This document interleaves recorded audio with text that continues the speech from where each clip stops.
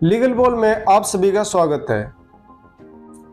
आप भी अगर कोई प्रॉपर्टी अपनी पत्नी के नाम से खरीदना चाहते हैं तो आपको इलाहाबाद हाई कोर्ट के इस इम्पोर्टेंट डिसीजन के बारे में जान लेना चाहिए।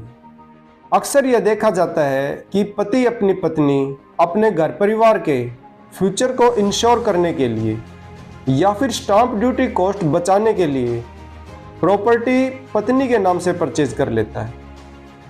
लेकिन जब उस प्रॉपर्टी को बेचने की बात आती है तो परिवार में इस बात को लेकर भी लड़ाई झगड़े शुरू हो जाते हैं कि उसका मालिक कौन है, उस संपत्ति पर अधिकार रखने वाला परिवार में कौन कौन है।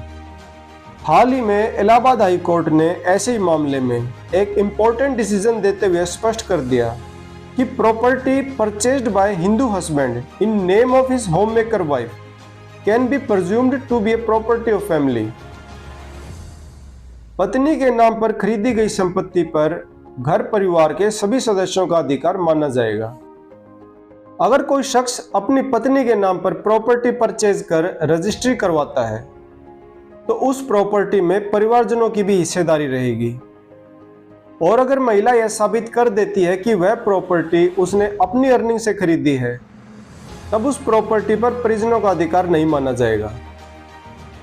लेकिन महिला साबित करने में नाकाम रह जाती है, साथ ही वह हाउसवाइफ है और उसके पास इंडिपेंडेंट सोर्स ऑफ इनकम नहीं है, तो यह प्रिज्यूम किया जाएगा कि वह प्रॉपर्टी पति ने खरीद की है और उस पर परिवार के सभी सदस्यों का अधिकार माना जाएगा।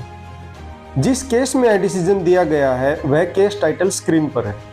दोस्तों, इस केस में एक बेटा अपने मृत पिता द्वारा अपनी मां के नाम खरीदी गई संपत्ति में अपना हक मांगने के लिए सिविल सूट फाइल करता है और कोर्ट से उस प्रॉपर्टी में अपनी हिस्सेदारी डिक्लेयर किए जाने की मांग करता है। इस केस में वादी की ओर से तर्क दिया जाता है कि यह संपत्ति उसके मृत पिता द्वारा उसकी मां के नाम खरीदी गई थी, जो कि होममेकर थी, गृहिणी थी, और अपनी मां के साथ वह भी उस संपत्ति में हिस्सेदार है। साथ ही वह उस प्रॉपर्टी को आगे ट्रांसफर किए जाने से रोकने के लिए आदेश की भी मांग करता है। अब प्रतिवादी की ओर से, जो कि इस केस में वादी की मां भी है, कोर्ट में यह तर्क देती है कि यह प्रॉपर्टी उसके पति ने उसे गिफ्ट में दी थी, लेकिन साथ में यह भी मानती है कि उसके पास इनकम का कोई भी इंडिपेंडेंट सोर्स नहीं था।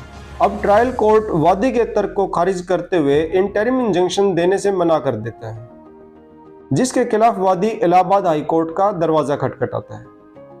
जहां अपील की सुनवाई करते हुए जस्टिस अरुण कुमार देसवाल ने यह स्पष्ट किया कि अपीलांट के पिता द्वारा खरीदी गई संपत्ति को पारिवारिक संपत्ति माना जाएगा, क्योंकि आमतौर पर एक हिंदू पति परिवार के लाभ के लिए, अपने परिवार के फायदे के लिए अपनी पत्नी के नाम पर प्रॉपर्टी परचेज करता है। तो ऐसी property prima facie joint Hindu family की प्रॉपर्टी बन जाती है, जिस पर परिवार के सभी सदस्यों का हक होता है और उस संपत्ति की सुरक्षा के लिए उसे किसी तीसरे पक्ष को ट्रांसफर किए जाने से रोकना भी जरूरी है।